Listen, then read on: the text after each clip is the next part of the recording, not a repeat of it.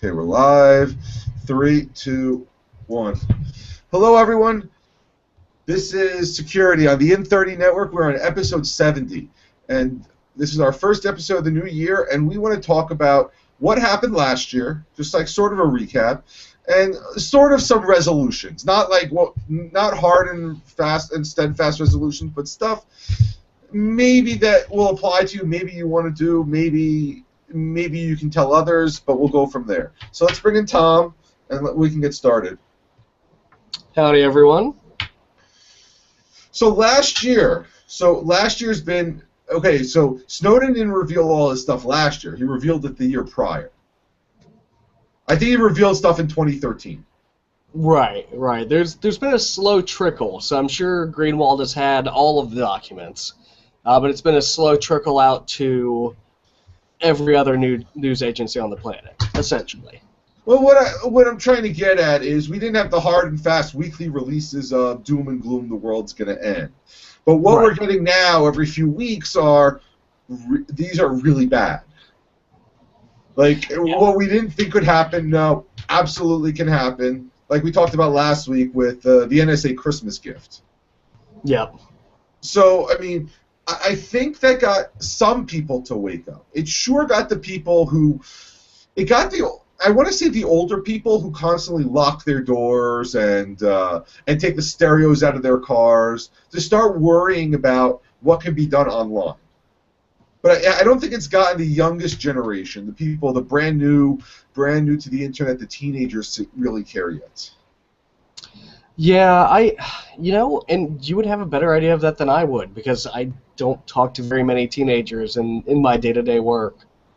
Well, one of my biggest complaints, and I was talking about this on the other show with Darren with education, is that the number of people under the age of 25 that I work with, so these are colleagues, these are people that have gone to college, that don't know the computer is mind-boggling. And when I say under 25, I literally mean people under the age of 25 who just got out of college. How do you get to cut through college and not know how to do what Chrome is, or that you should update your computer, or whatever else? And I'm not saying you need to know what security is. I'm just saying maybe you should have a backup. How did you get through college? You mean to tell me you never lost a file in college? How is that possible?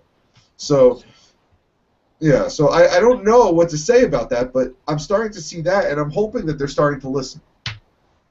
Yeah, and it's kind of a...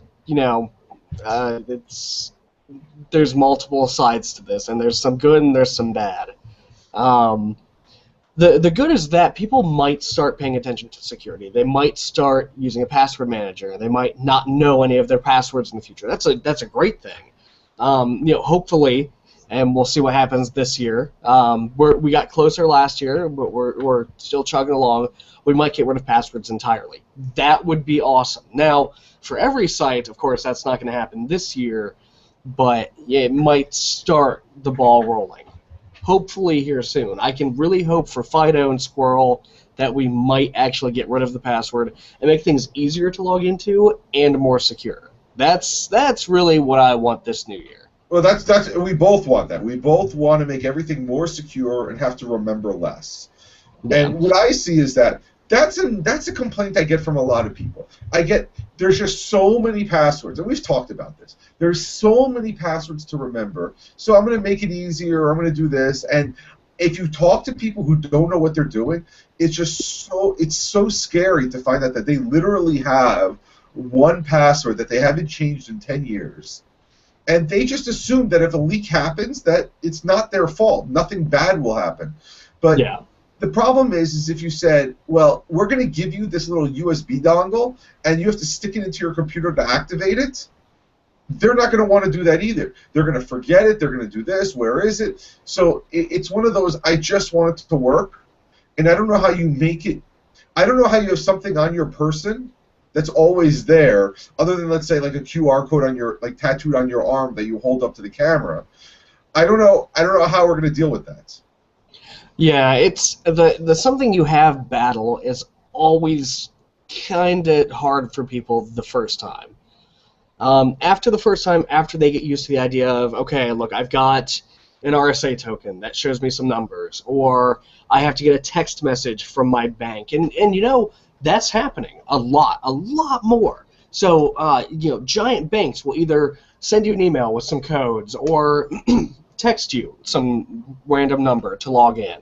It's getting people sort of used to the idea that, hey, a password isn't the only thing I need to log on, and that's a good thing. That's a great thing for the era of passwords before we get rid of them.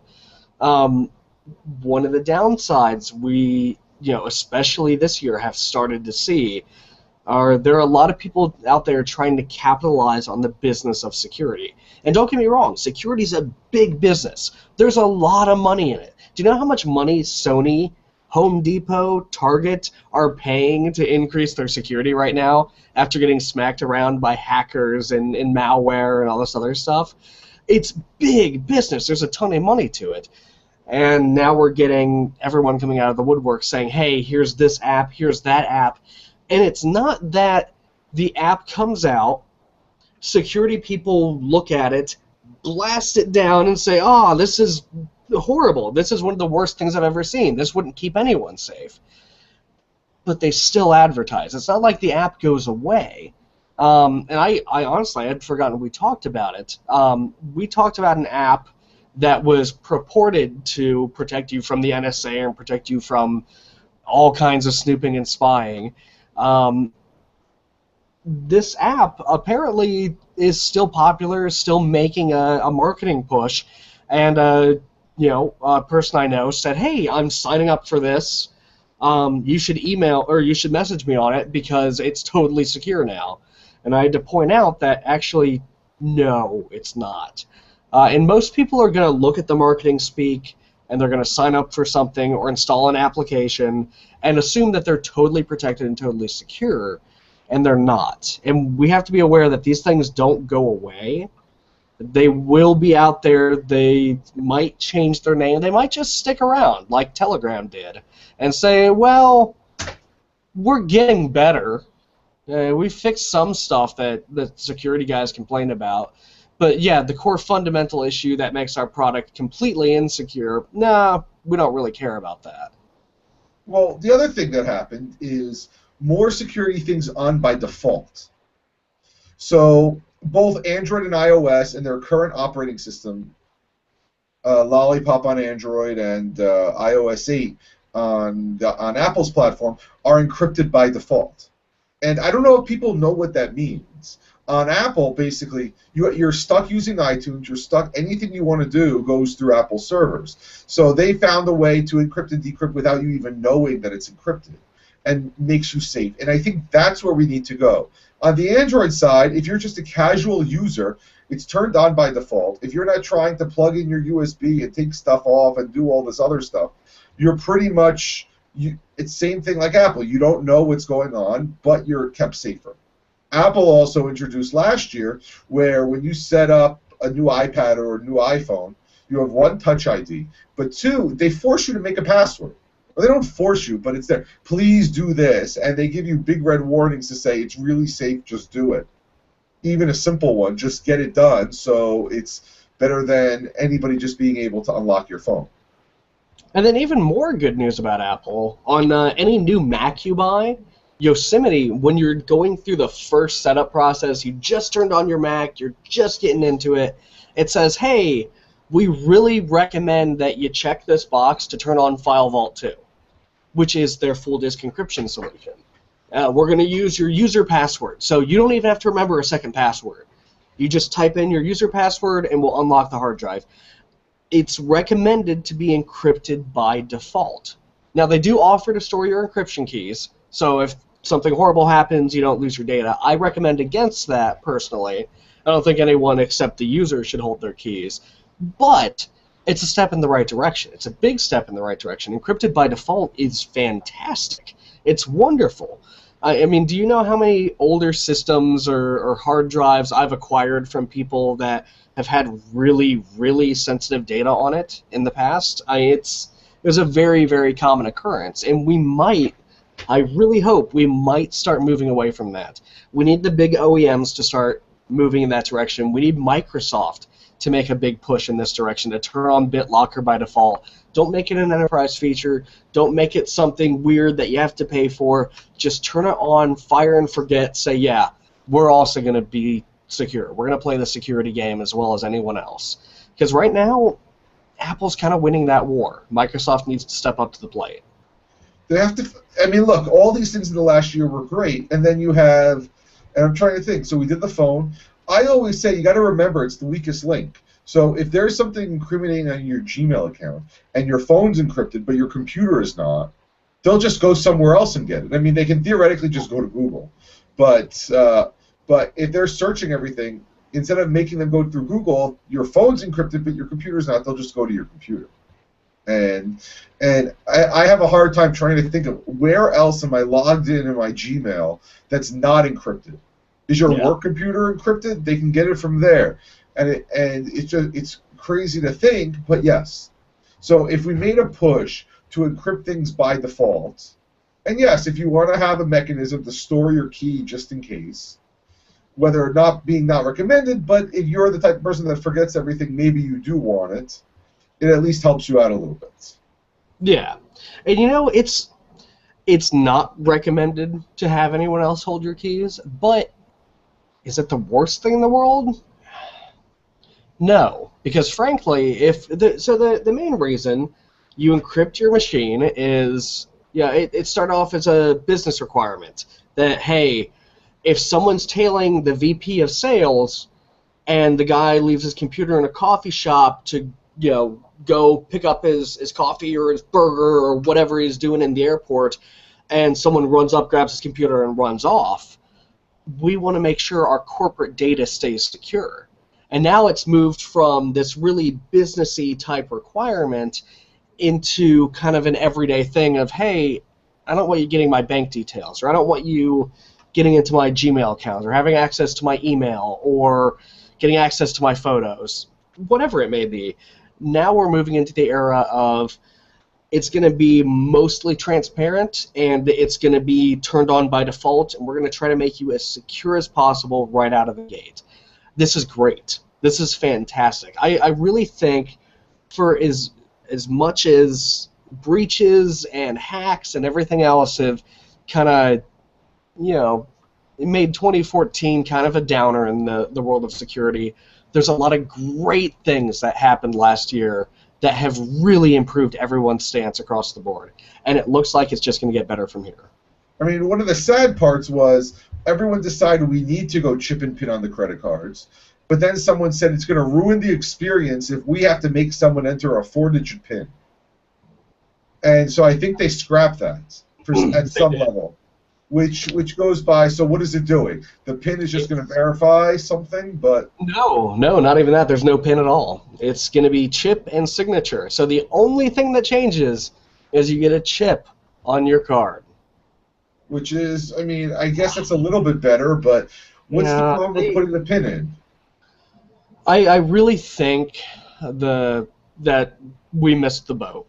I think that you have, in security especially, when you have the chance to do the more secure thing or something slightly less convenient that's really a lot more insecure, you opt for the better security because you really get one chance to make this right. How long have people on the other side of the Atlantic had chip and PIN credit cards? And they've been way more secure, and they're way better at getting rid of fraud, right? It's not totally gone, of course.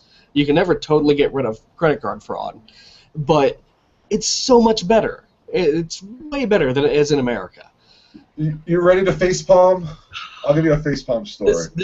So we're going to be stuck with chip and signature for another 15, 20 years, and we're not going to get rid of it. I don't know if it'll be that long, but yes, I think that there's until the next movement in payment technology, that's what we're going to be stuck with. But Tom, how cold is it outside?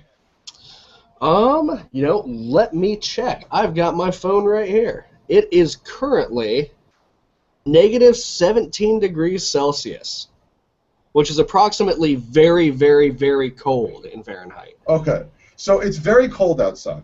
Okay, so I live in New Jersey. One of the two reasons to live in New Jersey is the fact that I get gas pumped to me by gas station attendants. I do not have to leave my car. Okay, so say what you want about New Jersey. We get one, cheaper gas, and two, we don't have to get out of our car. And so when you go up to the pump, you tell the guy cash or credit, and you hand them the credit card. But if you hand them a debit card, they're going to ask you for your PIN. Not ask you, but they're going to say, "Excuse me, sir, ma'am, you have to put your PIN in." How many times have I seen the person in -5-degree weather say, "My PIN is"? I don't want to get out of the car, and I'm not saying I don't want to get out of the car either, but I can see that happening.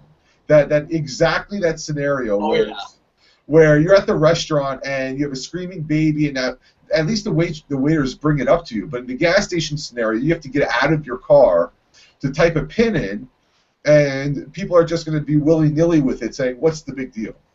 Yeah. It's really quite annoying to me because we had this great chance to make things so much better, and then we chose the more convenient.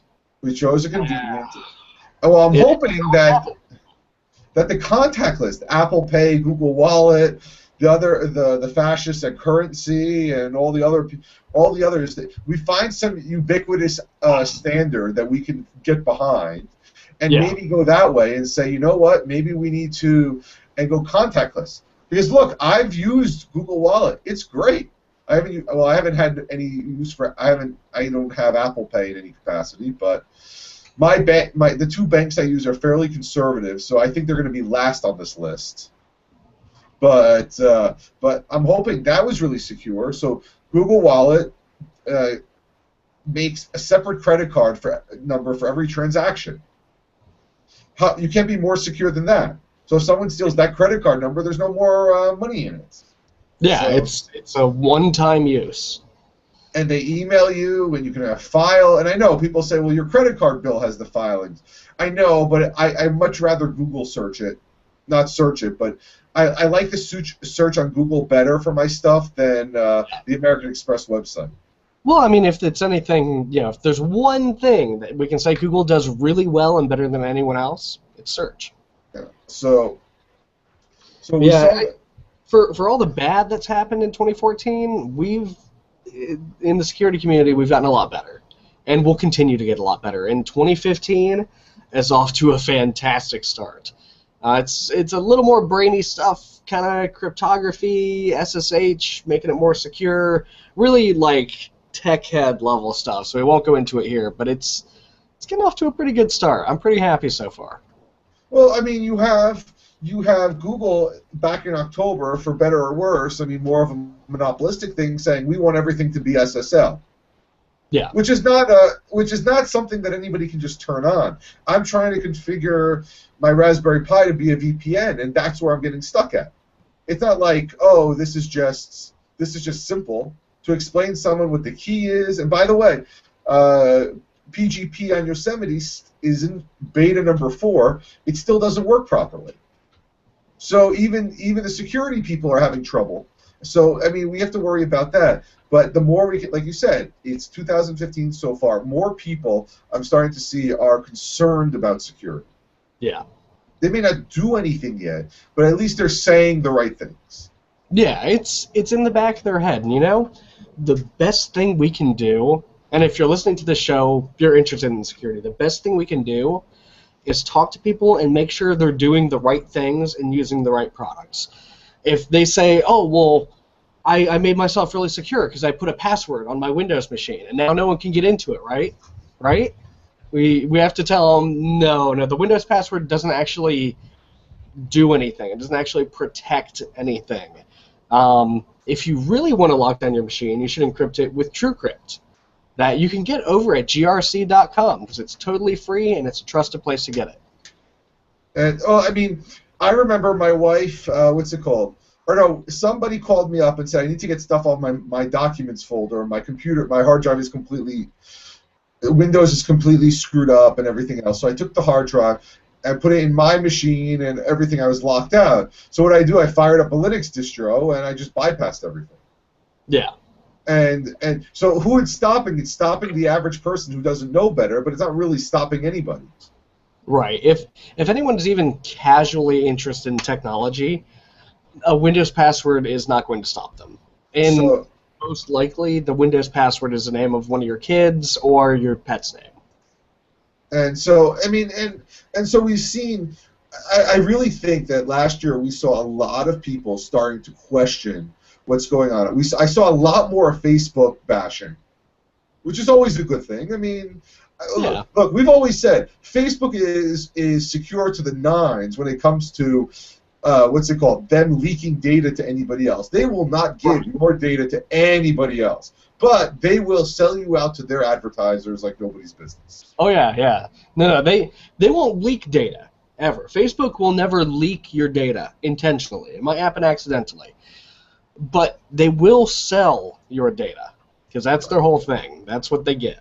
I mean, they're not going to. The government's coming to them saying we want it, and they're fighting back. That's a fact.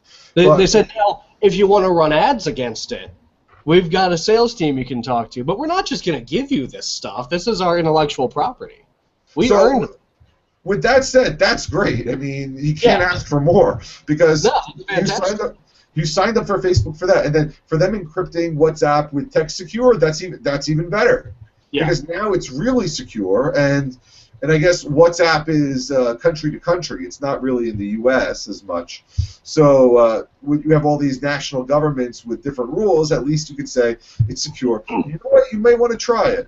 The only problem with WhatsApp on my end is that it's $1 a year, which is nothing. I mean, Right. I mean, whatever it is, it's a third of a penny a day. Remember, because you're paying that $1 a year, you are not the product. You are not being sold because you're actually paying for something. And so, yes, Facebook owns it. They paid $19 billion for it. But they're encrypting. And look, if you want to do it free, use Text Secure. But again, it goes back to the whole problem that, well, at least with Text Secure, you can set it up to be your SMS provider, and it's very frictionless. But if you want to be secure, you got to tell your other friends to get on Text Secure, which is also hard. Yeah, Text Secure, Chat Secure. There's a lot of fantastic ways to secure your communications. I've had a couple ideas brewing for projects, but nothing I can talk about just yet. Nothing I'm seriously working on at the moment. And we said this a few weeks ago. The Sony hack again is another reason. I mean, while it's terrible and all these bad things, at least it shows it's getting it in the forefront. CNN's talking about it. It's getting people to start questioning: am I doing something right? What can I do better? And all they need to do is just ask somebody. Hopefully, whoever they ask knows where to find the answer. But if they could just start elevating their security just a little bit, like we said, change your passwords and encrypt stuff. Not even encrypt stuff, but turn on a password. How about that? Yeah. Don't put the passwords on your desktop in a Word file. Yeah. Don't. Yeah. So this might be just a little bit black hat of me to say, just a little bit evil, but I think Sony's really going to learn how to secure themselves when they have a class action lawsuit by their shareholders because actors don't want to partner with them to make money or to make movies because they don't want their financial data leaked.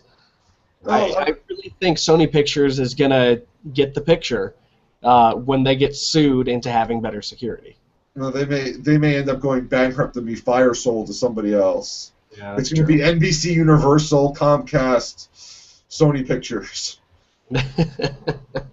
So we'll have Disney, and then we'll have everyone else, or just the other big conglomerate.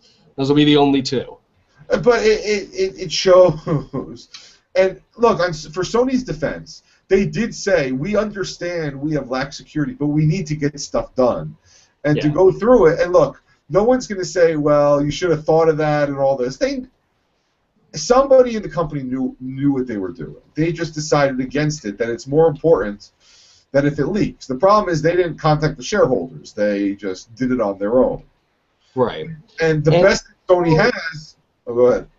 this hack, it's not some script kiddie, right? This is not a low-level attack where we're going to try to get into their firewall by using the word password or typing on a keyboard really fast. It's not. I know we say that Sony has bad security, but it's not that bad. Okay, it's not the worst I've ever seen, and it's nothing I can speak to personally.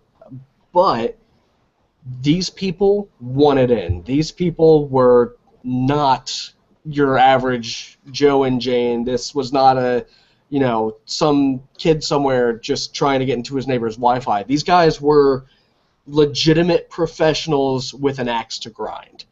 Now, whether that axe was, given to them by the North Korean government or by whoever else, these guys were targeting Sony specifically to get in, and they're, just like Steve Gibson said on Security Now, there are hardly any, if any, companies at all that could have staved off this attack.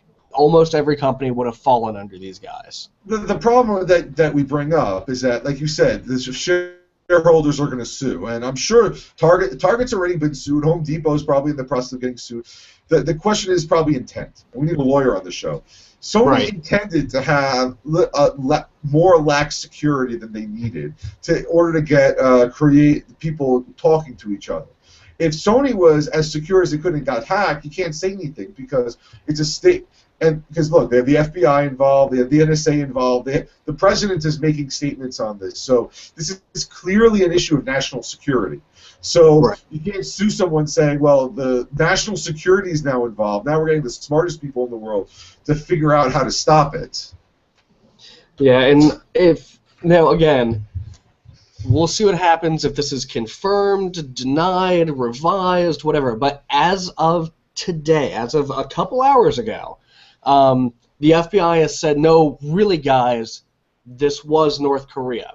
And the guy actually backed it up with, what they purport to be facts, which is, most of the time they were using proxies through other systems, but they weren't using it every single time they were attacking. There were times when they slipped up, caught themselves very quickly, and then turned on their proxy. And the IP addresses that the non-proxy connections were going through were assigned to North Korea. That is part of their block, and no other country uses those IPs. Oh. So, in light of that evidence, I haven't seen the Wireshark or the traffic analysis myself, but if that's indeed the case, that it was coming from those IP blocks, that's pretty huge evidence that it was North Korea. I'm not sure. Unless someone compromised a box in North Korea, I'm not sure how else this could happen, unless someone was bouncing off of one of their servers. Well, somebody once said, and I don't remember who it was, that if the feds are onto you, if federal agents are on you, you're not getting out of it. You're guilty. I mean, if the feds have stuff on you, you're guilty. And unfortunately, that's not necessarily a good thing. But they're saying all the three-letter agency heads are meeting in New York right now for their every 18-month meeting. Somebody told me. So if they're presenting this, I don't think they want to be wrong in their presentation to the other agency heads. So I have just like the past two shows, I've had my doubts that it was North Korea at all. I didn't think that a government would be really petty like that. I should have guessed a government could be really petty like that. But I didn't know if they really had the technical wherewithal to do something to execute a hack of this magnitude, which is fairly impressive. But even against Sony, it was impressive. It's impressive the amount of data they were siphoning out. And this is going to trickle out for this is going to trickle out for a while. Yeah, this is not over. This is just the beginning. Okay, well, we got to wrap it up. So, any last thoughts? I think that's it. Other than that, security news has been fairly quiet recently, and hopefully it stays quiet. But yeah, that's about all I've got. We're recording hours after the issue in France that happened. Now, you won't hear this till a week later, next Tuesday. But yes, I'm sure we're going to find out a lot more in what happened in this terrorist attack in Paris. But one of the questions I asked Tom right away is this do we want the government protecting us from terrorist attacks? And I didn't mention it that way, but basically, we can't say we're against encryption and spying and all this, but then we want to catch these killers. And Tom, you said something really good, and we'll use that to end the show. You said that criminals don't. Yeah, no. So the common criminal, if you've ever dealt with common criminals, and I have in a few instances, they're idiots. Frankly, they don't know how technology works. They do dumb things. They brag on the internet. They post pictures of their illegal drugs or their illegally acquired weapons on Twitter and Facebook under their real names. They're not really smart.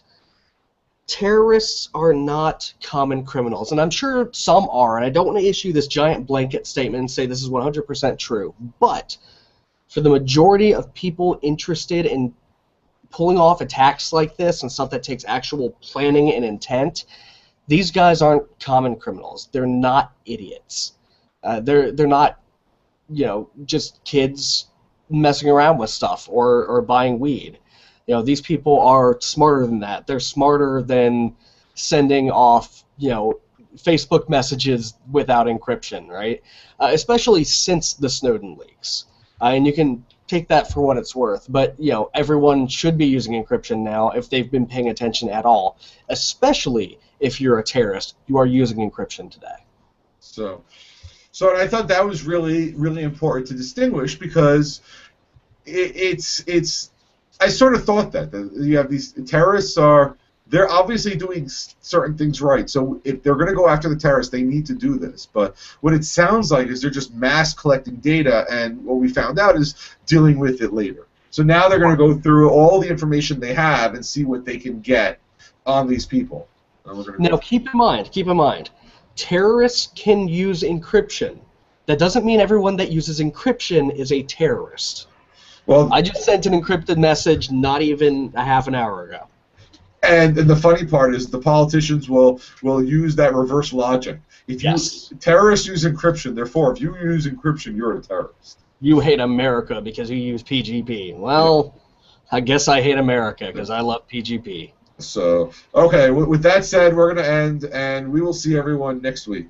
Have a good night. Guys. Bye. End. How do I end?